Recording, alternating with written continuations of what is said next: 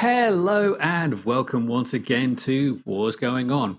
I'm Arcturus and we are here on the Forerunner server to bring you the latest in what's going on in Watcher of Realms.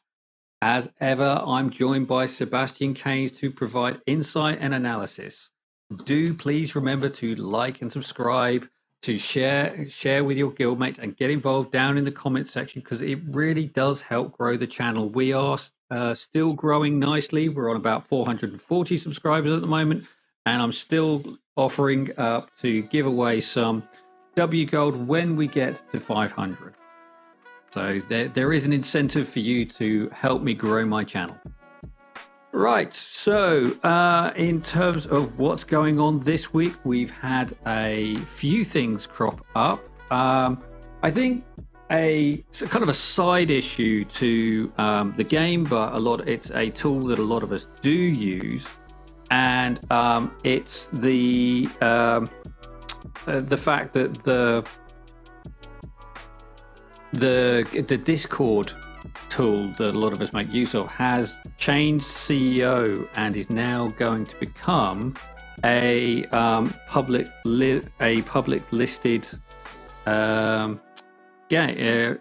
company. So this is obviously going to have an impact on what they're trying to do, and it might mean that some of us the end product is not useful for us without people having to pay a subscription.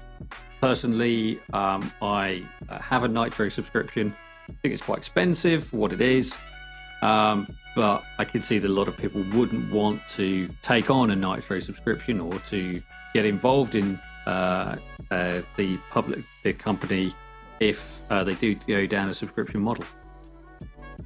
So it doesn't directly impact on Watcher of Realms, but it is a tool that a lot of us do use for coordination, certainly for communicating with our guildmates. But I'm sure there are other tools out there. I just can't think of any of it now, but I'm sure that popular ones will arise very fast if it does become unworkable to have a free tool such as Discord available to us. Yeah, I think your major concern was in terms of, those of us that rely, especially in things like GVG, where we make very heavy threads, active threads with videos and, a lot of images and stuff like that, right? And then sometimes Discord has to fit with how big of a video file you're putting in, unless you subscribe or you have Nitro. So when it comes to any type of public offering, yes, changes do happen. And so it's kind of one of those things that, like I told you, if this eventually becomes like a bare bone product, I imagine that there'll be somebody else that will step up and say, maybe we can then start offering what Discord used to offer, and then you just switch over. And that's essentially what will happen. But I would imagine that if the new CEO comes in and says, okay, we're going public and now we're going to charge for everything, you have to expect you're going to lose a lot of clients. So Absolutely. There has to be a balance. There's going to be a balance there. Yeah, I mean, because you can't kill your business by chasing off all of the people who are potential subscribers by making it unworkable as a product. You've got to tempt them in with features that they would want to pay for, and I'm not talking about like verified blue ticks here, where you can edit your messages if you pay $10 a month. I'm talking about actual valued features. But yeah, this is what's being put forward. We don't know a lot of details yet. It's a very hot topic. This has only come out in I think Thursday this happened. So it's one we're going to have to watch. Doesn't directly impact the game, but we shall see what comes of it. Right, so on to the more fun stuff. We've had yet another patch here on Forerunners, and you've probably seen videos out from War Guides, Destined and Fastidious talking about some new upcoming heroes who have appeared on the test server. We are going to have a look at those in a bit, but first we're just going to go over some of the changes to the heroes who are currently on Forerunners, who will be coming to Global soon.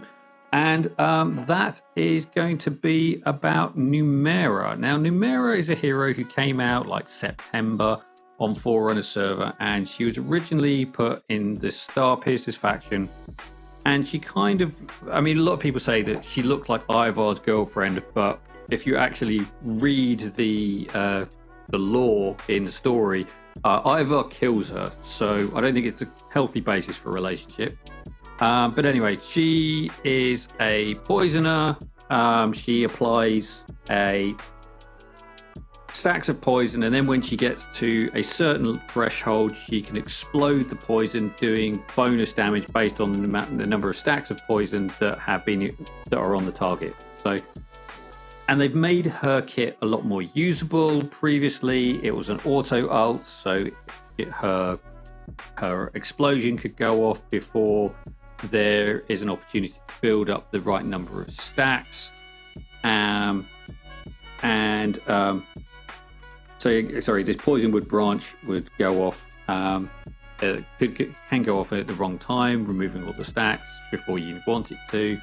She didn't previously inflict poison herself. She only did these spikes. And basically, they've reworked her awakens as well to make her more usable. So they've kind of done what they've done with other people. They've shuffled them around a bit to make it make her a bit more accessible in the early stages. So when I had the opportunity to briefly look at the changes, and especially pre, and then what that was written in the patch notes, right? Because sometimes what's written in the patch notes doesn't truly translate to what's then placed in the description of the hero once it's rolled out. But at least from what I gather is this is something that we're commonly seeing now, especially with a lot of the magic heroes that are being released, is that whether it's through an awakening or because of the talent or something that they're doing because of a passive, is that they are getting the opportunity to add magic resistance reduction, right? So that was big on her, just as the first change.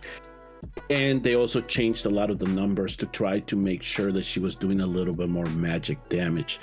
But the bigger thing was the interactions now with the poison, her roots, and the toxic surge, is because, yes, she had all this stuff on her kit, but given that she was in the Piercer faction, there weren't many heroes that you could tie with her that they could apply poisons, because she couldn't do it herself. Now she can. So it was really trying to say, okay, so I need Araka for this, and nobody else was going to grant her the opportunity unless you mismatched her faction. Well, there weren't many others. I mean, there was obviously there's the uncommon or the Liam was the neurotoxin, so you would have to match her with someone like Cook, right? Yeah. If you wanted to at least get something out of the poison, or Araka, or Esme on had a 30% chance, so she was pretty low as well. So. Not a whole lot. So they reworked that, and then of course early on we got kind of the hint that the Esoteria faction was going to become a poisoner type of thing when they introduced Phelan. So then we get the news, she's going to have dual faction designation now. She's an esotericist as well. So we kind of, so they give us another hero to match her up with. But then here comes this large batch of release that we get notice on, saying poison, here are these poison heroes, test them out. And now we have a whole, combination right now, a little mini roster going on of heroes that can apply poison. So at least from everything that we've seen right now, everything seems to transition now. Like the esotericists are not only now magic damage dealers, some of them AoE or most of them AoE, but now there's also a poison mechanic that we can then add on top of that for that faction. So it's really how nicely they have evolved this and made this faction a little bit more distinct from all the other ones that we have right now. I feel that Iraq has been done the dirty a bit because I mean she looked like she was set up to be the head of the poisoners from my perspective. When they introduced Numera and then they introduced Esme, I was like, okay, fine. So they're going to have this long range poison mechanic that's coming in. Obviously, they've adjusted how poison works and they need to make it work better now. And they've just basically said, nah, forget that.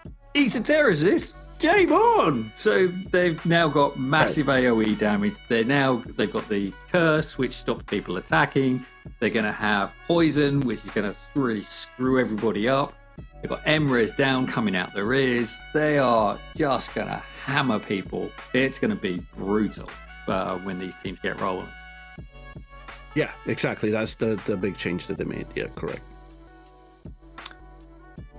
So, obviously, yeah, this new lady snuck out as well. If you did go for Twyla and you got her, congrats. She's a great hero. I've been using her in Abyss. I'm still pushing on Abyss. I had a really good run today, and I just hit 27,000 with a borrowed unit. So don't be afraid to borrow units to try and push your account up, because it is the only way you're going to really do it, unless you've got these cracked out A5 units. Right.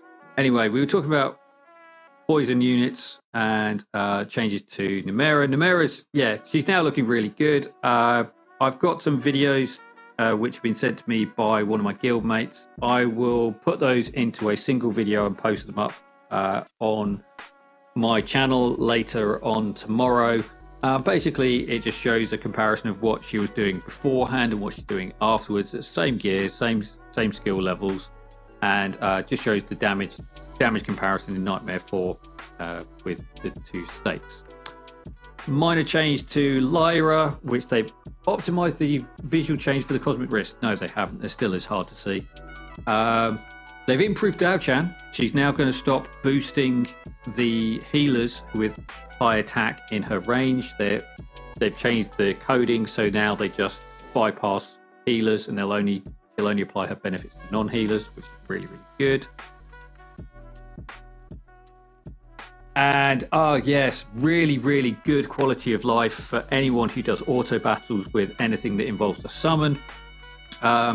You can now no longer have to worry about not being able to deploy a hero because there is a summon on the square. You can just place a unit down and whatever's on that square will be dispelled, and you can place your unit. So really, really good quality of life, because the number of times in previous versions of Arena where I ran into problems because there was a summon which had blocked a square and I couldn't place. So yeah, that's going to probably make Sun Wukong a little bit more viable in certain compositions, because you don't have to worry about his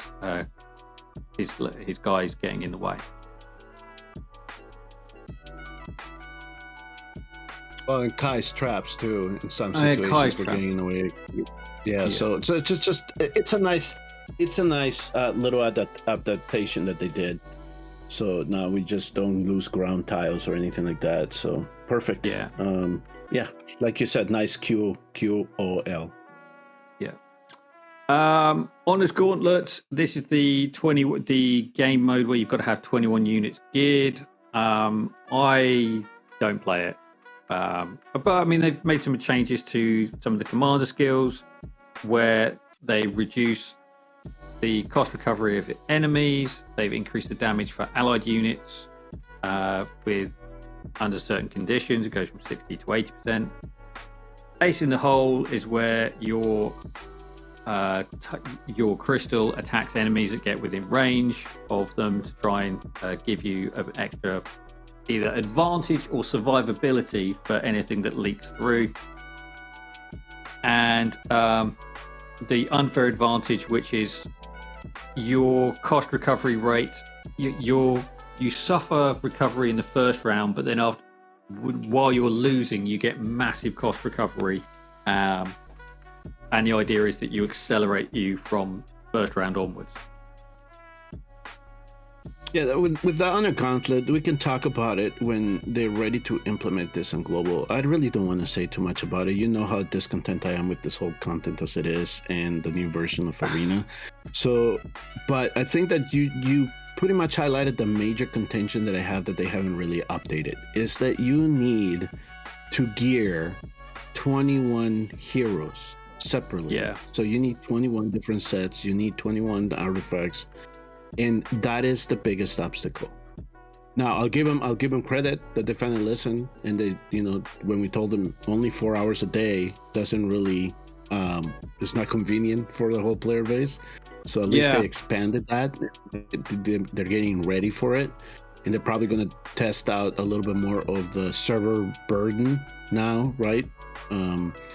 Given that so many people have to be playing with it. And I think that one big test that we didn't appreciate at the time, but it really, we kind of got an idea of how effective it would be the co-op mode, right? Because we would see the co-op mode if that little the Wi-Fi signal was not green, you could tell that the interactions between both of our sides was not really in sync. So and that provided a lot of challenge to it. So I think the same thing is going to happen here. So they're getting ready for it. So unfortunately, though, they're doing it in a server where players are slowly dropping out, and they're not, they're not trying to do anything to increase the health of the server. So. Yeah, there are serious problems on this server, and despite them saying, "Oh yeah, we are committed to the Forerunner server," no, you don't. Or at least if you are, you've got no way of bringing players in such a way that it's easy for them to transition between global and Forerunners. Because what people don't want to do is start with a level 1 account, especially if they've been playing on global for 12 months or 12 months plus. They don't want to go through the grind again unless they are content creators with who want to be able to record new stages in Void Rift or new ideas in Void Rift, because you can no longer redo stuff like that. But anyway, that's my own personal gripe. There's still no way to switch that off. Yeah, I've asked for a toggle so you can turn that on and off, and because I told them pretty much took away areas for us to make content in, and that's bad. You can only show Drake's Chasm so much, but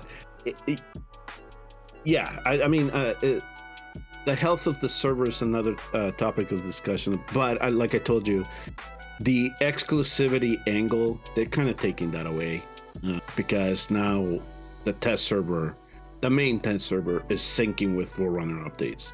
So a lot of the previous stuff, it just rolls out right away. Everybody knows about it. So now this is a really interesting one. So this was something else that came out. Attack speed is always something which is a little difficult to display. Attack speed and rage regen was always something that's a little difficult to quantify. So you've got a hero, for example. Let me just stop this from advancing. Manual, there we go. So here we go. We have a hero on screen. They have I think it's Helga who's behind me. So her base stats are her rage regen basic is a little bit hard to see here. Let me just make this a little bit bigger.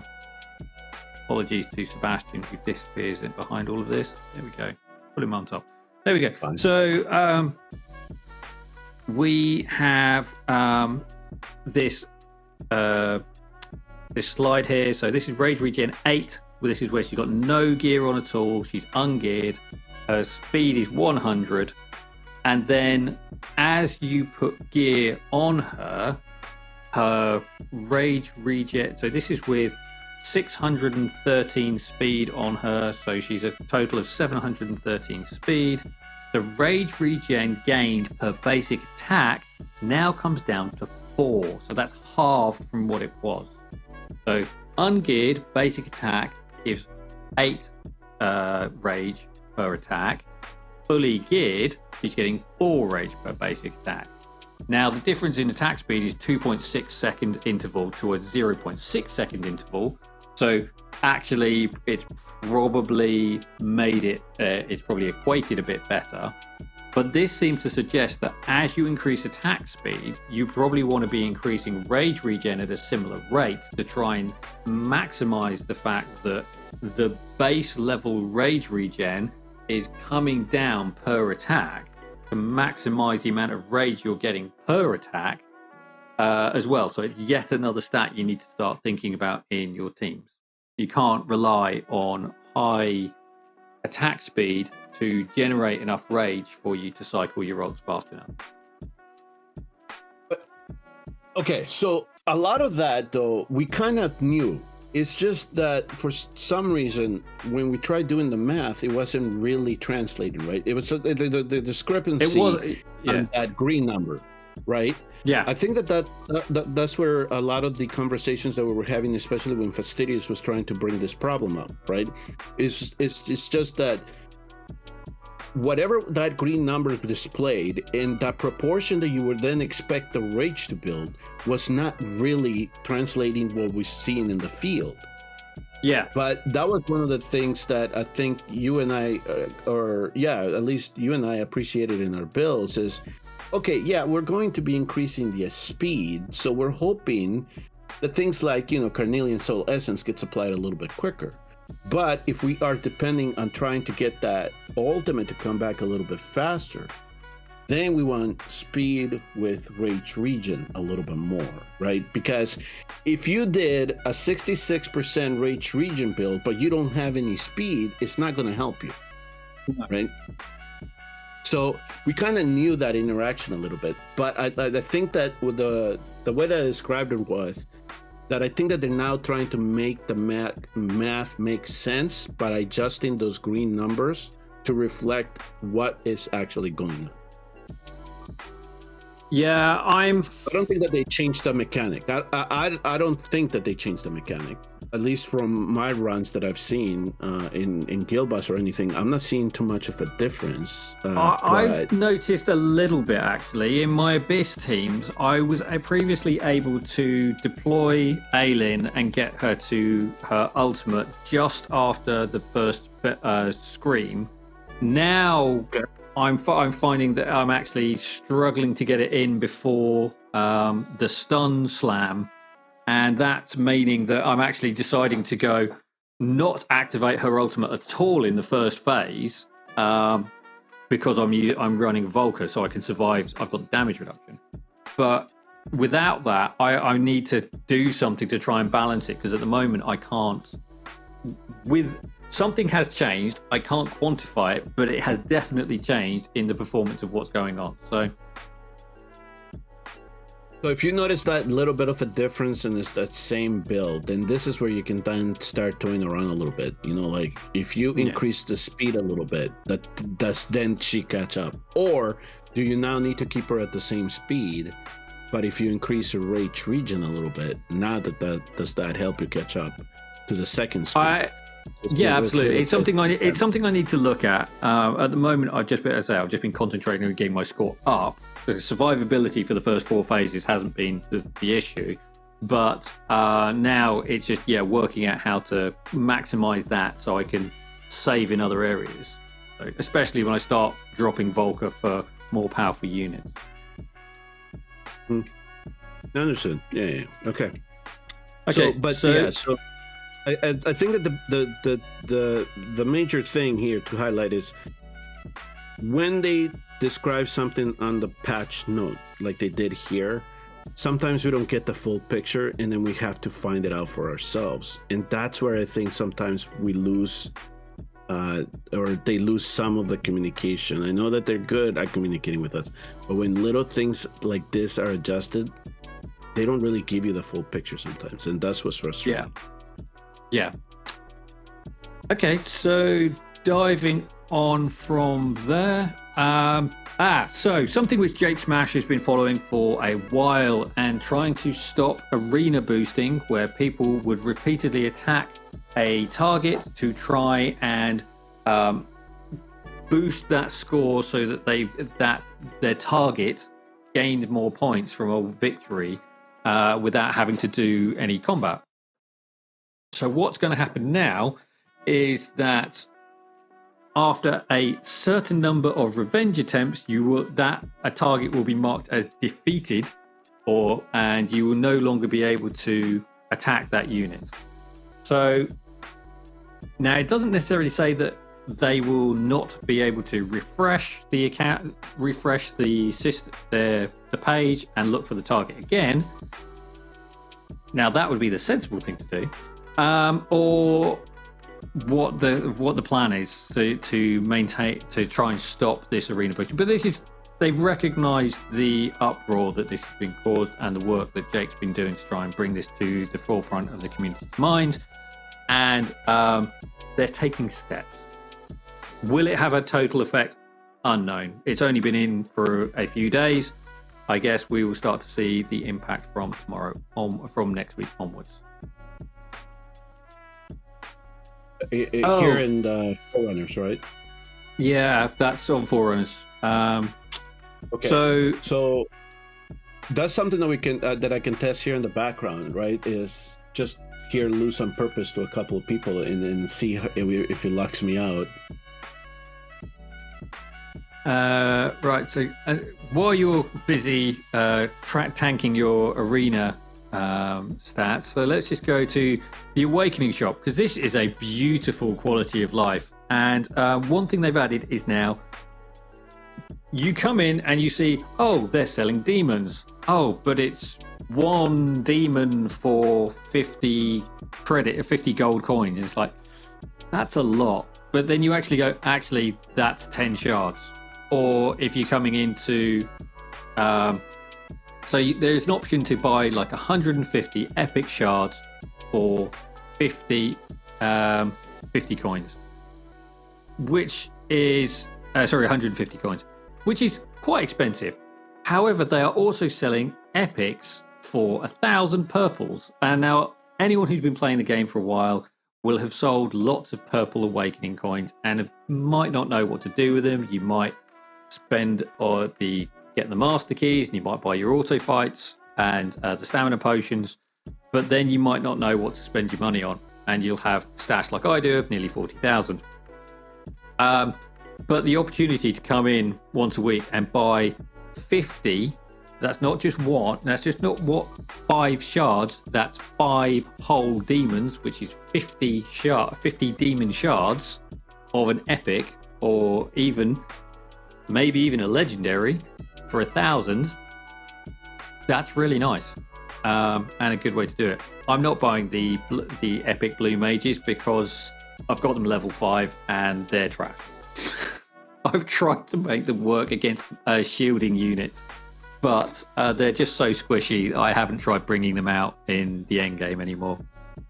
Certainly not at the level I'm playing. No.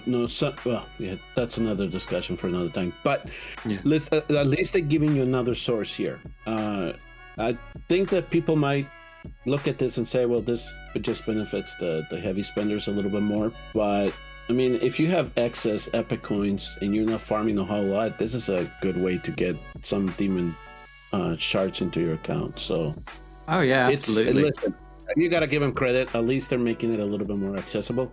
The economy seems a little bit busted in the high end, but at least it's a start. Yeah, absolutely.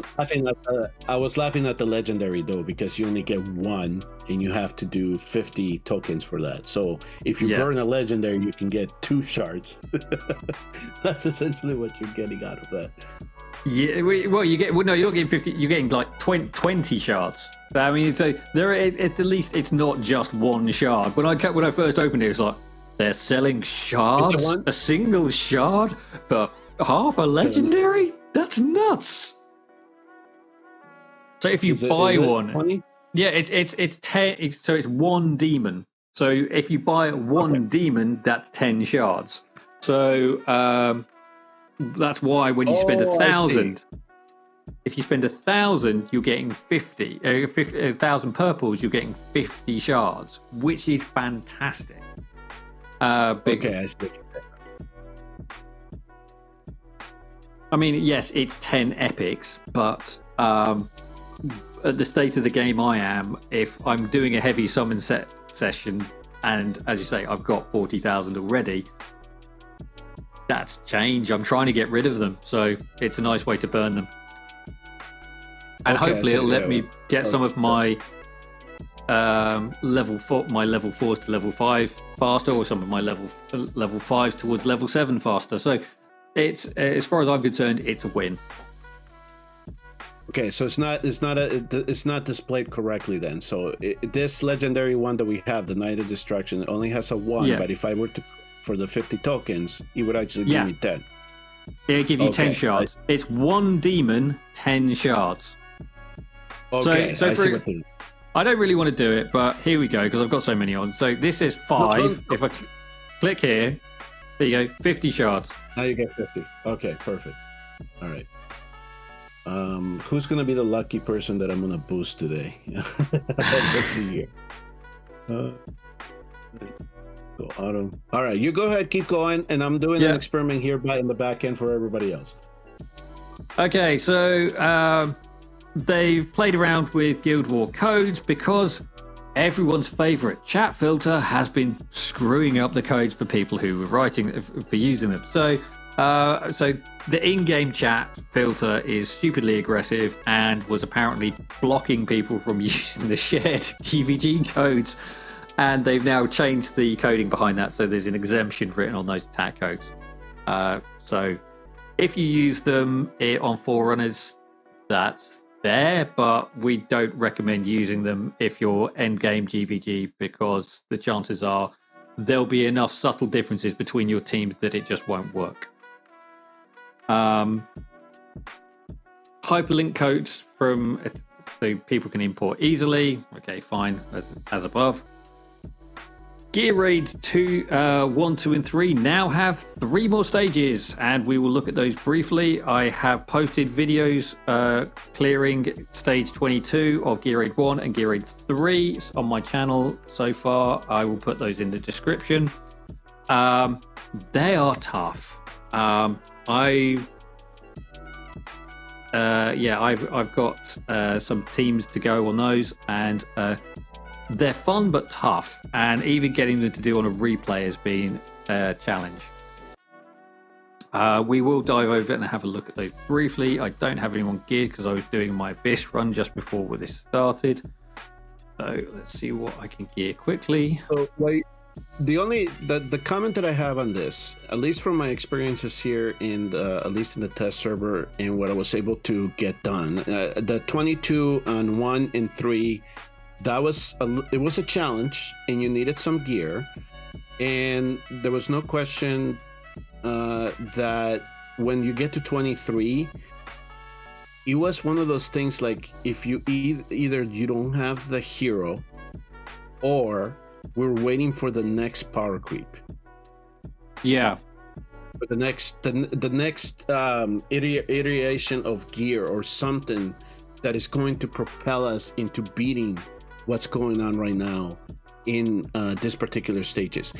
Because I don't know, I don't think I said on 22, but on 23 it was evident, like the boss was healing units for 1 million, and it was like, how are you going to get past that? Well, you need a lot of anti-healing, or you're going to need a gear set that is just going to propel you to push that type of healing mechanic. The other thing that I noticed, I think that this is the other big change too, is the timings are tighter. So things are coming out quicker, right? You have to get rid of stuff, otherwise you're going to get overwhelmed. So this is something they introduced to Gear Raid 3, certainly, which was as soon as you clear a wave, you trigger the release of the next wave.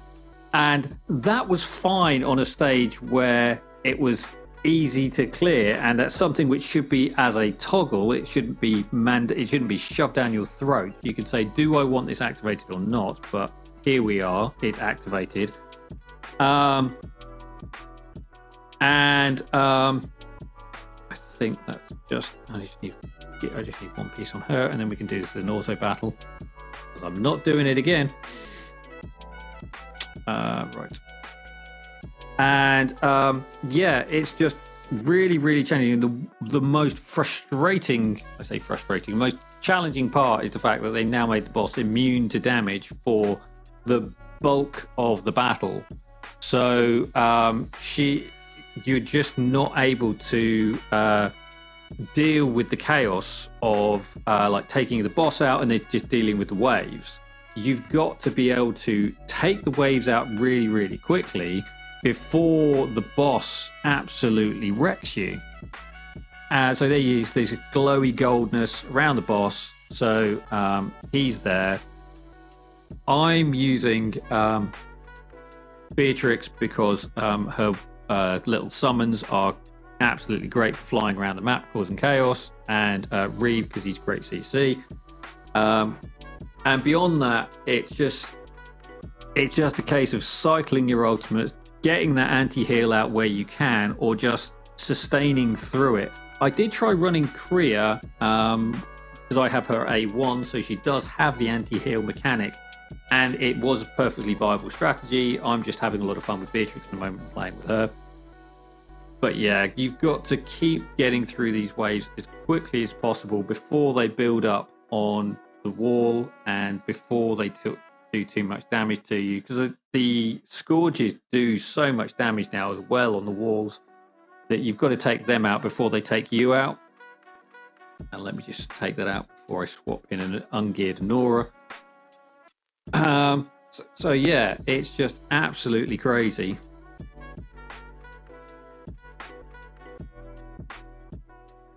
Yeah, it's so this is 23 or 22, sorry. 22. I've not tried 23. Okay. I looked at it and it was like, yeah, the recommended base is 1 million, and it's like, yeah, I'm going to skip that if you don't mind. Well, when I tried 23, I was overburdened because my first try that I tried to do it was without anti-healing, okay? Then I saw the boss healing for 1 million. And I said, oh, this might not work. Let me go get Artemis. I bring in Artemis. Yeah. I try to activate his... and then I'm using, Bierna, Ingrid, to try to bring these waves down. And as well as I could get him to gear, they were having a hard time getting these waves down, man. And so this is what I was saying. Okay, 23 and 24 is going to be either an awakening game, or is there something down the pipeline that is coming, whether it's gear, artifacts, or some type of new heroes that we're going to need to counter those stages. But they definitely have something in mind for this 23 and 24s. Definitely. I mean, they are an absolute step up in terms of difficulty, in terms of what you're having to deal with. I was basically, the first time I did Gear Raid 322, I was swapping Hatzert and Allura to deal with the two waves on the right-hand side, just to try and deal with that chaos, as well as having a Volker because you need her to cycle them in and out fast enough, so that you've got a chance of being able to do that.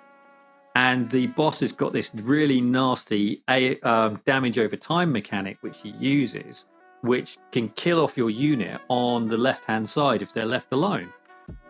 So, yeah, it's pretty nutty. I was laughing also in the test server a little bit because for 22 they recommend their Alaura, and I was trying an A3 Alaura in the right-hand side, and the poor girl was having a hard time keeping up with those with the waves. So I was like, I'm gonna have to bring in Hatzard or somebody else to contend with that side, because definitely she's not meant to just stand there and try to take things down by herself. It's just those units are too thick. There's a lot of HP and a lot of defense going on in there. Yeah, I did manage to get her rolling a little bit, like once, and I did it the first time I cleared it. I had her like doing fine by herself, and then when I tried to record it, I had so much trouble getting that side to work again. And I tried I had about like 4 different methods I ended up trying, and I finally got one that worked. But God, these are stages where you do them with power of dominance off for the first time, and it's like, nope, not doing it again. Done it once, you can have a power of dominance replay. I mean, there's a Russian channel, and I did see that he'd posted some videos of 23 and 24, and it was like he was showing the replays of 23 of like with power of dominance on, because he wasn't going to do them with the power of dominance off again. Who did 24? I can't remember the name of it. It was posted on the DSC channels. If I find it, I will post it in the description. Okay, so at least so from my first experience on it is now 22 waves are getting a little bit harder to bring down. You're gonna need a little bit more anti-healing if possible, and you can't target the boss anymore at the beginning, so you can't damage him to start with. The 22, it was the waves are coming too fast to do any type of Decimus Bolka type strat on that. In 23, the boss doing AoE damage, and now she targets whoever she wants to target. It seemed to me random. It's no longer the last place unit, right? It's just she was just picking up whoever she wanted in the map. So her AoE attack just seems to target it's really random who it targets. I found that putting a ground unit in the middle seemed to focus her attention in front of her a bit better. So maybe this is Absint's opportunity to shine. God knows. But I doubt it. But basically, I was using a cost generator because it was the only way I could deal with the chaos. Because again, because the waves are coming out faster, you're not having the opportunity to regen the cost if you're cycling units in and out from left to right, and you're swapping your Hatsa and your Allura around to deal with the 2 types of weight damage on the right hand side.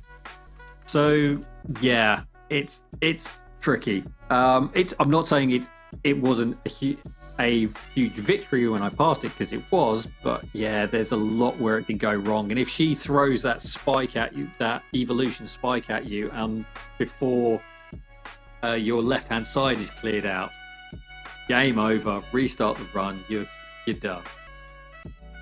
Yeah, that's what I found out too. So you really have to time those 2 hits that she does as well, and then you got to make sure that you're protecting the units that you're placing with that for that AoE hit as well. So yeah, they definitely changed the mechanic. Even though everything looks similar, the mechanic of everything around it is different. So you can't do the same strategies that you did in the past with 19 to 21.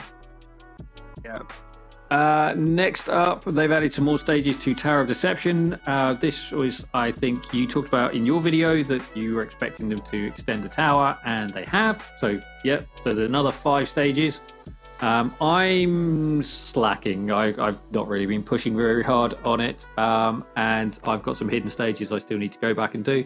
But it's good that they're taking on board the people's desire for hard content, and they're making it available to them on a fairly regular basis. I haven't had too much time to play around with the tower anymore, so I gotta look to see what 20 and 24 are about, or 20 and 25 are about. But so number one, I did predict that the Tower of Deception was going to be expanded, but at the same time, I'm surprised to see how quickly they did it.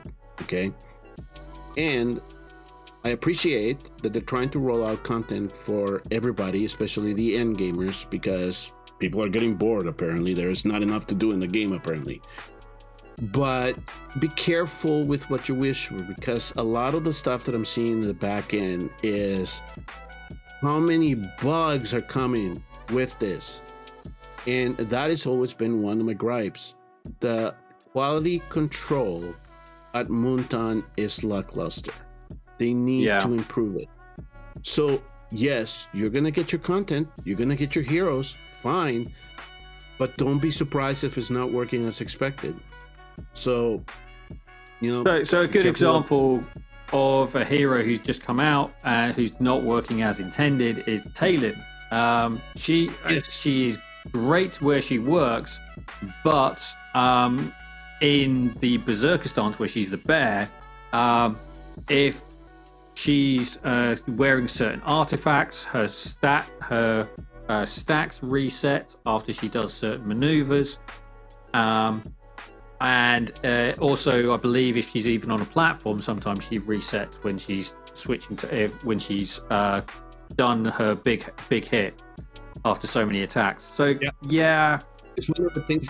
Is one of the things that I noticed when I was testing her. And of course, a lot of what I do when I'm showcasing a hero is damage. You know how much damage she can outscale. And I pulled the video. I never published it because one of the things that I noticed was she wasn't scaling according to whatever artifact I was putting on her. So I wasn't getting the proper damage. And the other thing that we were told is that she was supposed to be great at things like that Titanic Ruins and Abyss. But for example, in Abyss 1, if you put her in as a platform unit, right? And he does that scream where she's supposed to be dealing damage to all the ground units. She's taking damage as well. And it's because of her dual mode. So they need to fix that part of her code as well. So I was like, I'm not going to show a hero that you can't keep alive in Abyss 1 because she's bugged.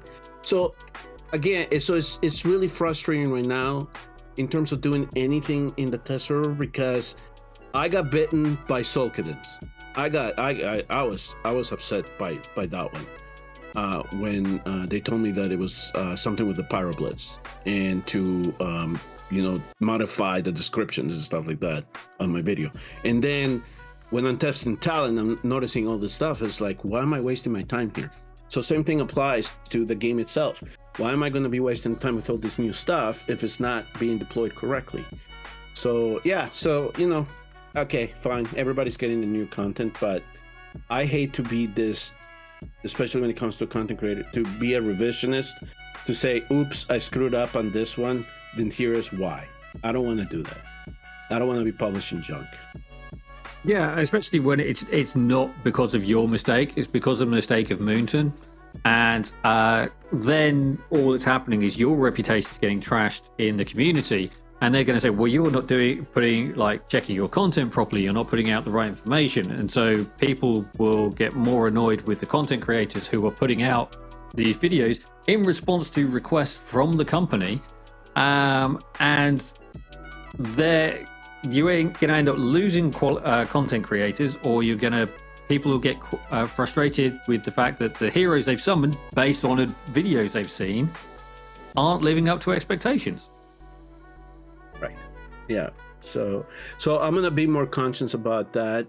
Now, I have said to them that I'm not supposed to be testing their quality control. But if for some reason I notice something that may not be inherently correct, then I'll make a note of it. Like her survivability in Abyss 1 was poor. And I noticed that every time the boss would do the scream. So I sent that in. But, sometimes I don't hear back from them for 3 weeks. So it's like, okay, well, I'm not publishing a video then. I'm just going to let somebody else take the bullet for that. And then once the corrected version is in, then I'll do what I typically do with any type of hero showcase. But, I can tell you right now for the poisoners, that there was a correction that needed to be made. So apparently 2 videos came out on the heroes, and if I'm seeing this correctly, they're going to have to correct something because it wasn't properly stated in the test server. So again, this is something that I've been griping about. And last year, that was one of my wishes for the new year, type of new year. I wish that they would increase their quality control. They're not doing it. It's like rush stuff, oh, let's just throw it, just throw it. Hopefully it works. Yeah, especially since they've synced up with Skystone. There definitely seems to be a bigger push for getting stuff rolling out quickly. Now, I don't know if that's anything to do with Skystone or whether they're just thinking, well, now we've got Skystone, we can push stuff faster. So yeah, I don't know what's going on that sort of thing, but that's good. I am really annoyed that Talon isn't working properly in Abyss because I was really hoping to have her, because she can kick out so much damage, I was hoping to put her next to the tank so basically have 2 tanks taking the primary hit, one with a higher HP pool than her, because if you fire her ultimate, she starts healing during her ultimate, which would help with survivability of the meteors. So anyway, that was my thinking behind her anyway, but it's just a bit annoying. he's not working as intended. So here in the United States, the comment that you made regarding Skystone, here in the United States, when we go to the Google Play Store, Watcher of Realms is essentially like a new game. Mm-hmm. You know, it doesn't look like a game that has been out for two and a half years because all the numbers reset. So they're trying to build all those numbers back up again. The reviews, again, they're trying to build those up again to what the Moonton app had. So the fact that they had to put in a new app and restart from scratch. Yeah, in the United States, Watcher of Realms looks like when you go to the App Store or the Apple Store, it looks like a brand new game. So they need to get these stats back up. So yeah, so I understand. Yeah, the way that you bring people in is with new content, but they're rushing it and they're doing it poorly, and that's what's frustrating at times. And I don't see too many people talking about it. So.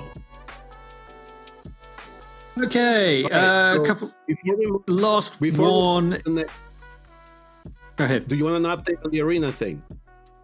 Oh yeah, go. Okay, I had to throw 6 matches for it to lock me out. 6. So yeah, so I'll send you the screenshots, but essentially 6 defeats that I had to throw. And then it locks me out. It no longer allows me to click on it to go back in. So in terms of boosting, I'm not sure that helps a whole lot, does it? I don't think so.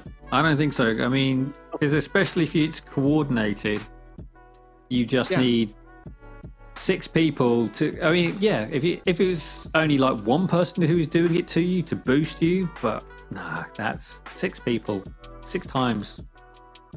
And that's a low time effort. That's easily 200 points in the last few minutes to yeah. And so unless that's like perma-lock, and you can't attack that person again this week or in this phase, then that's where it becomes useful. But if it's just general, then it's not gonna have an impact. No, I'm not going to spend diamonds here because I don't have any to begin with in the Forerunner server to try to refresh the page to see if I can get the same opponent again. I think that this is something that is going to have to be tested out by somebody that is in Apex or in Apex, High Apex, because then you should see the appropriate person come out if that's the case. But yeah, it's like they should have locked it out at 2 or 3, not 6. It takes a lot, man. Yeah, so I don't think it's going to resolve the boosting issue too much. No, but maybe it's helping them gather data on people who are doing it 6 times, and then they might do it, and they might scale it back from there. So there you go. I got into the flag list now, so they're going to flag MegaCon. He's boosting people. Okay. So right, description of Demon Soldier affiliation with heroes. So they just basically added a few more words in the clarification text. Increase the awakened legendary Lord heroes when affiliated with Demon Soldiers. So currently it's something like 0.05 to 0.08, but now it's 0.13. Sorry, 1.13. 1.05 to 1.08, and now it's 1.13 is the bonus you get for a Lord. So if your Lords are up your affiliation order and they're quite strong, they will probably outrank some of your other units. They probably won't top out your A5 Uridins if you've got a stack of those, but regardless, they are the ones to be. They get a bit more bang for your buck from them now. Okay. And finally, a nice quality of life one for Drake's Chasm. There's something they should have done from the start, having done it for Artifact Material Raid 19+. The Drake's Chasm team now is independent of the others. So that's really good. Final quality of life there. Yep. Nothing to say there. It's just basic stuff. So Cool. So, Sebastian. Minor note that I wanted to. So I don't know. I haven't. It's really weird. It's interesting on the change. It's certainly going to probably put up a little bit more strain on the resources that people have. But Tails and Corridor, did you see that significant expansion? Yeah. It is. So I know we're getting extra resources out of it, or we're getting legendary skill crystals. But we going from 12 to what? 25,000 is what I saw. So Corridor of Glory now goes to 20,000, so it's doubled. But at the end, so at the end of that, you will now get an extra skill crystal for your money. Tales of the Smith goes up to 12,500, which is about what it was. No, because it used to stop at 6,500. It now goes to 12,500. And the reason I know this is because I would keep around, I would say it was 15 pieces, I want to say, of gear just to make sure that I would fully level them, just to clean things. I came in and I saw that extra row on the bottom, so now it's 30 pieces that I'm going to need, or about, just to make sure that I level them, and then get everything, and then finish Tales. So for some people, it might take a little bit more gold now. So I'm wondering if they just want you to, at least early mid-game, they want you to go into the gear raids a little bit more often now and waste some of your resources there.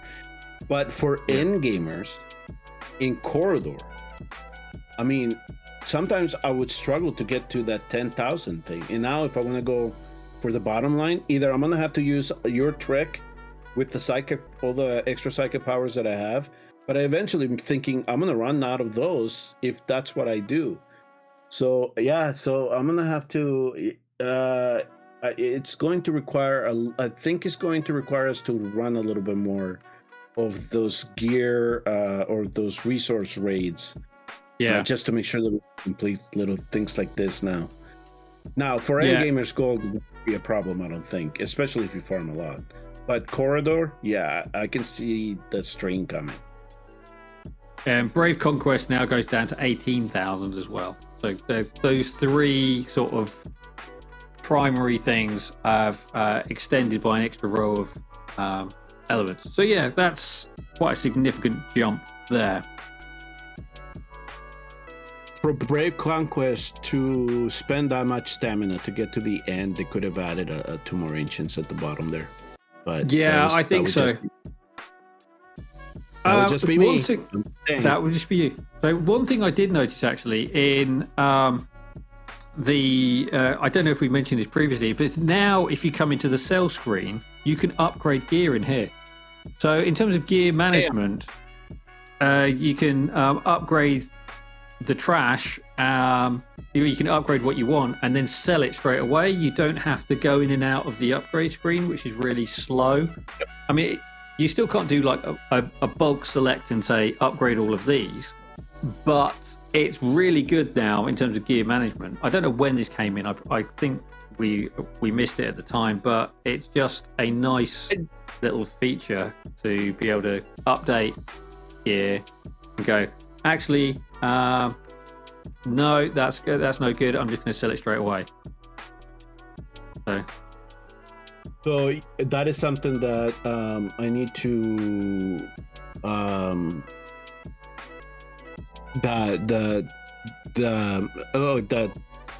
the sell screen. Yeah. After you level your gear, if it's good, make sure you lock it, because otherwise it'll keep the check mark. Get out of it. So you might inadvertently sell it. So make sure that you put the lock on it after you level it, and it rolls the rolls that you wanted it. Absolutely, yeah. I did spot that earlier when I nearly sold an ancient piece that I didn't want to, but that's fine. I did spot it in time. But yeah, that's it. It's a nice feature. I don't know exactly when it rolled out. Well, I think we missed it at the time, but there we go. It's a nice feature to improve gear management, which is always really tricky in a game like this. I want to say it was 2 weeks ago, because I know I told my cluster in the global server about it. So everybody seemed to be excited about that one. So we're just waiting for it to roll out in global. So they just not put it in the patch notes. So I imagine that in Forerunners it'll show up in the patch notes eventually. Right. That's just hit the hour there. So, Sebastian, do you just want to spend 15 minutes on the test server showing us what's going on? Yeah, let's do a brief overview here. So I'm gonna do the change on my end here, and let's see if everything goes according to plan. Okay, there we go. So there we are. I've swapped sides. You're now in the hot seats, and here we are looking at a very handy person for carrying the shopping in from the car by the looks of things. Yeah, it's a very imaginative design, I would guess. There's this like green black smoke coming out of his head. It's really interesting. So this is Vorn. He's the new marksman that is coming into the Piercer and Esoteria faction. So if I was looking at here the Esoterists, we only have 2 marksmen in the Esoterias. Philippa's not that good. So she's a great 12 cost mage. I do not discount her as a mage. Yeah, well, that if you want to put it like that. Okay, so the TLDR on this fellow here is apparently he can. They're describing it as his ability to stack 2 different type of poisons, but the poisons is essentially doing the same thing. There is really no difference in terms of what the poison being described here, unless they're going to change it in the future, and that's something that I have to go check. But it says here 33% chance to inflict 1 stack of this poison here is deal 5% continuous magic damage, stacking up to 10 times, and then it says then it has a 33% chance to inflict a different poison. I think by the description of different poison is not that is the poison is different from the original one, is that you're just gonna see the two icons of poison, and both of them have a limit of 10, so you're going to be able to stack all those to 10, so essentially you'll have 20 poisons on the target. It's essentially what's coming down to. Okay. Based on these poisons, he gains attack from it, and if the poisons do expire, so eventually they'll come and expire, he'll gain attack up to 20%. The thing that I've noticed, at least from running him in Drakes, is it seemed to be persistent, the poison stack of 10, but I think in the back end is recycling. It's just that he was, awakened enough where he was just continuously applying the poison, so it never fell off. So it's always there. So it's a nice thing that you can at least account here for the 20% increase. From what I gather in the basic here, in the basic, it says it dispels 1 buff from the target. So it screams Semra, right? Semra. Yeah, exactly. Then the basic attack turns to consecutive strikes, dealing damage, and then at the same time he then keeps applying the poisons. So it's a poison machine. It's just that's what he means to do. In addition very to low cost, 500 rage cap. Yeah, yep. So it's supposed to, and you want to build that attack as well, so you get a little bit more damage out of him. So once you get him fully skilled, 500 is how much you need to get his ult regenerated and keep up the poisons and the damage that goes according to that. The other thing that I was looking at it is he has this shield mechanic as well, so he will deal more damage to targets that are shielded, so it increases by 50%. And then he also gives the shield break to allies around him. So here, at least in this one, it says that increases damage total to shielded targets by 30%. And if I saw correctly, with this 3rd awakening, this can be applied to 3 allies. So it goes from 2 to 3 once you get him awakened to 1. Awaken 1. So that's cool. The big thing here. And so magic resistance penetration. So he gains 10% based on each time the ultimate is used. So you can stack up to this to 5 times, you get a 50% penetration increase. So in this one is magic resistance penetration. So Yeah. not the classic penetration that we all know about. What was the other thing here with the poison? We covered this one here. This one deals 3 instances of damage, stacks the poison. If you awaken him to 3, this can proc twice in a row. So you don't need to wait the 2 seconds. So it's just boom, you get all the poisons stacked. So this is why he has an easier time keeping those 10 up once you get him fully awakened. So this is more testing that I need to do with him on that. And then what was the other awakening here that I missed? 1, the shield target, 3, flesh warp, 5. So 5 here, he not only is getting less damage, given that he's able to keep up with the poisons, but at the same time he gains a lifesteal mechanic to him. So 1% HP increase based on the damage that he does here at the 5th awakening. So I'm not sure that he screams limited. So he'll probably have his own special banner where we're going to be able to collect him there. The other one that I here, let me see here, that I favored, the Lord. So Nastya. Nastya. I'll have to check on pronunciation here. The mage. So yes, the esotericists are getting a new Lord, and you can kind of see her range here. So it's fair for a mage, right? 3 extend. 3 it's standard mage range. Yeah. Yeah, exactly. And so she also gains from putting the poisons up. She gains this acute poisoning, so it increases poison damage, taxes surge damage 40%. The other thing that I was noticing with her is if you attack her, she applies poison to the target when she gets attacked. So that's one interesting mechanic here that they introduced into a hero.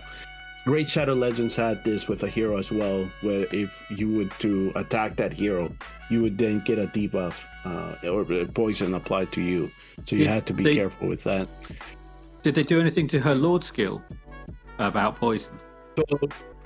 So the Lord skill here, the only thing that I noticed was that it increases faction team members. That reads damage. like a cultist.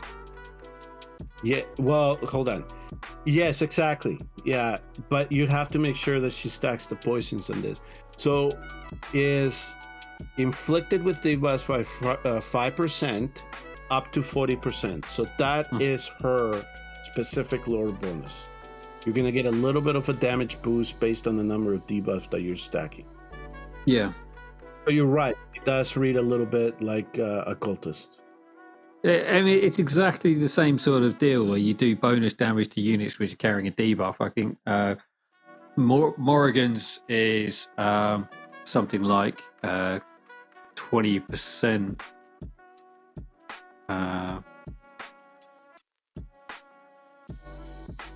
Increased damage to debuffed allies by up to 30%. Mm-hmm. Okay. Slow, stun, freeze, immobilize, other effects by 30%. So this is if you inflict any debuff, so that includes curse as well. Obviously, the other esoteric thing. That now is going to have and can stack up to 40%. But overall, that's going to be mostly coming from the poisons because it's only 1% at a time. So yeah, that's going to be the key thing. Here's the other thing that I think is going to attract the whales here is that she will deal through damage. So for each poison that that is stacked up on the target, it doesn't say that it has to come from her. It says for each poison on the target, she gains 1% of true damage. So this can stack up to 30%, and we'll go through her awakenings, but I think her awakenings stack this even further. So she's going to be dealing a lot of true damage. We'll see how effective it is. But that is going to be one of her selling points, is the true damage that she can do. In addition to her normal magic type damage and the damage that is coming from the poisons. In one of her passives here, it says that she's immune to poison. Now, I haven't tested this. I will jump in. Is the venom from the Titanic ruins, is that classified as a poison? Or is that just venom? I think would look in the Tower of Deception, because that's the Jungle Masters putting out poison on your units. Yep, that's what I was thinking. You know, that campaign specific. But for me, curiosity would be, it would be Titanic ruins. That was the first. Yeah. So I wasn't sure that one's classified. That if indeed that is classified as venom, that this immunity would apply. So that's what I'm going to check. But see, if the units glow green after being inflicted with it, I'd say that's poison. If they glow purple, then that's something else. So yeah. So okay. So let's say that the venom might not apply, but if it does, if she doesn't get inflicted with the venom, that I think is going to be an interesting mechanic. The other thing too is that she gains additional attack when from this passive here, so it ties nicely to the one where she is gaining true damage, the macabre fate from the increased attack. Now, when I looked at her base in terms of her attack, so this is base here. That's decent. 53. It is decent. So I'm curious as to see how much damage she does. The unfortunate part here with the damage card is that we cannot then do a distinguish between how much damage she does due to her true damage, magic damage, and the poison. It would be nice to get that distinction, but at least we're going to be able to tell how much more damage what you do. need And then if is a video with a really enthusiastic editor who goes through frame by frame and pulls out all of the damage ticks caused by poison and by true damage. It's not me, by the way, but no. Maybe one of your many followers, maybe one of your 2,000 followers can get involved in that. Yeah, sure. Somebody's going to want to jump in and edit my stuff. Yeah, that's what I need to. Okay, for her first awakening, she gets the ability to apply a stun with the poisons that she inflicts. And the poison immunity, she can extend that to allies within 2 tiles. So I think in her passive, the poison immunity extended out to 1. Let me see, where was that? It was a poison... Oh, she gains it. So with the awakening, the allies. She gives it to allies. Yeah, that's good. She gives it to allies as well. So if this applies to Titanic ruins, it'd be big. So we'll definitely take a look at there. Increase attack with her awakened 2 faction team members gain penetration by 5%. So that's the other additional nice to her lord skill. Her third awakening, if only one target exists in range, it increases the acute poisoning inflicted by the target to 70. So she's meant to do damage to a boss. Yeah. Awaken 4 is extra penetration, and Awaken 5 is just she increases damage to targets inflicted with poison. So that's pretty her last serious. awakening does. Wow. Her third one does a little bit. Her first one definitely. I think her first one really makes her a little bit more with the synergy of other heroes involved here. We went through Numera's chain, so that's the other poison. So essentially, these are the 3 poisoners that they want us to highlight. And then if you want to get with poisoners, there's another epic that they're introducing, Vixaria here. The one thing that I can tell you about her, at least from what I gather, is just her ability to gain magic resistance penetration herself. That's essentially what she's getting from applying the poisons.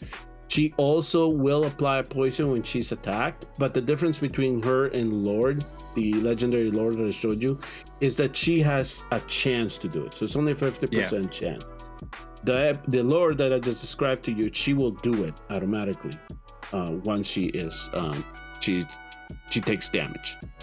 So that's essentially what we can get that. As soon as we scale her up, she then gains to 250. And that's essentially what she will do as a mage. She's just there to inflict poisons. We'll see how much damage she can do on her own.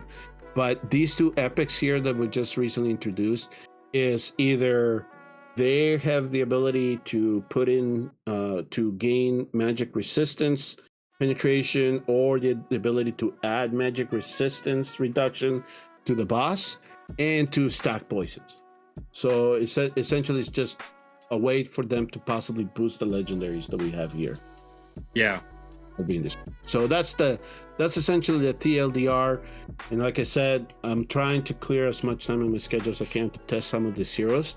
And hopefully I run into bugs, because otherwise it just it doesn't really put them into the bright light that these guys would. But she is the one that I'm really more curious about, and she does. She has her own video here as well, so we'll. There's a new. They're definitely good on the production side of things when it comes to with things like this. So they're adding videos to characters or the new characters that are coming in are getting videos. Yeah. So. I mean, that's pretty much you've got to give credit, because these videos that are like this do take time to produce, and they're doing that on top of all the character model stuff and the game mechanics. So yeah, it's a really she looks pretty sick. She's got a pretty impressive kit overall. I think she's definitely one that I would love to go for. She's looking ancient, definitely ancient summon, because they're not going to put something this good in rares. I'm pretty I'm convinced that the mage who we showed off last time with his summoner's rune, who can switch between single target and AoE damage. He was the Watcher, wasn't he? Yeah, this guy, Mallory. Really I think he's going to be the limited. There's just something about him. I think you've done the testing, but I think the fact he's so versatile and he can boost teams in different ways, but depending on his deployment order, to me that feels like he's going to be the limited. If you were to boost a team, I would say okay, but he is meant to boost one ally in particular in the field. And then his mode is dictated based on the ally that you pick. So, okay, I will say I will not be surprised if it's the limited. But given that we just had Suwon Khan, Kigiri, and Dio-chan, for him to follow that, I don't know. Yeah, I don't know. I mean, it's just. I wouldn't say to people, oh, there's not going to be a limited for ages, because they did Dahlia and Honora nearly back to back. So expect another limited soon. And I think this guy's, to me, he's got a chance of being it. That's just my gut feeling. I've got nothing to base that on. I'm not claiming to be a leaker. I'm not claiming anything. I'm just saying that from his versatility, the fact he can do so many different things, I think that's where it's going to be. So I was really more curious about him than Talon when we first got that batch in. But at the end, I was really leaning more toward like Talon as being the best hero out of this batch. But given all the bugs, it made it really hard to make that comparison. But I can tell you at least from this here, if let's say the poison mechanic comes into play and is really good, for him to boost these esotericists, it'd be even a lot better in terms of trying to get something more out of the poison, especially with maybe Nastya's true damage, that you can really get her the rune, and then she can get the benefit from that. Yeah. But I would not be surprised, but I just think that based on how he works, I would say I think he's going to have his own special 20x banner, and he'll be added to the pool. Cool. Right. Well, I think they're catching a lot of flack with the limited thing, and especially now with how they're seeing Abyss 1 being highly dependent on Kagiri and Sun Kong. They're already painted into a corner, so they better slow down on the limited thing. Nora, we already knew she was, she just needed to come back. People wanted that A1, A2, so she needed to come back. I think that the new GR2 will bring Gwendolyn back soon, because that is one mechanic that I found efficient for the 222. It was the shield. So the spirit horned Gwendolyn. Yeah, that one. Yeah. Yeah. So maybe she gets a little bit of a rework as well. But given that these new stages, she might come into play. Who hasn't been seen in a while? I just want Gwendolyn to work like her intro video. Yeah, exactly. So, all right. So I'll leave that as like a preview of what these poisoners are going to be able to do, and we'll give it a test and see how effective they are. And for those of you that are interested in GBG, I already got some numbers, at least from Vorn, and I can tell you that his BP is fairly high. He did not beat Beelzebub, but if you can get him to A5, you're gonna get about, I think it was 119 that I was able to push him here. Let me look real quick. And for those of you that are watching this, of course, I have this link posted in my Discord, and I am redoing the whole BP affiliation worksheet. I'm starting from scratch, and this is because I'm working on a big project, and I'll announce that later.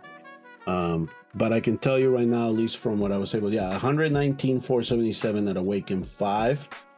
So to give you kind of a comparison as to who he would match up with, you are looking at likes of Talon, Lubu, Ardea, Alistar, Kagiri. So that's kind of the BP that you can get from Vorn. And then I'll eventually work on this mage here, Nastya, but I don't expect her to be as high as the other ones given her base right now, from what I'm seeing. Yeah. So we'll see. But yeah, so the marksman definitely, he's going to gain a little bit of a boost from that. So cool. Well, thank you once again, Sebastian, for letting us view these heroes on the test server, and we look forward to them coming into the pool. Good luck to those of you with gear rates 1, 2, and 3, 22 plus, because they are tough as hell. And yeah, maybe if there is new gear coming into the pipeline that makes them easier, then that will make a lot of difference. But at the moment, I know I'm feeling gated from progressing beyond them, just because of the recommended BP for them. I haven't tried it yet, but at the moment I just don't feel like I've got the awakenings to push it with a lower BP. But you're anyway, you're gonna feel the pinch going from 22 to 23. I did in the test server, and I have the luxury of trying Awaken 5 heroes. So you're gonna definitely feel the pinch there. So a lot of the 23, 24 with the current rosters and gear that we have is going to be a lot of tactical stuff that is going to come. If the developers do in fact have some type of power up for our heroes in mind, then that's when we're probably going to be able to get away with getting 23 and 24 geared without really adding too much tactic to it. But right now in those stages, there's a lot of tactical stuff that you need to apply to clear it. So I'm going to be intrigued to see if anybody in Forerunners clears any of the 24s here coming up. Yeah, it will be interesting. I'll see if I can dig out that link of the person who said they cleared all the stages, and I will stick a link to it below. Thanks very much, and we will see you all in the next episode. Bye-bye.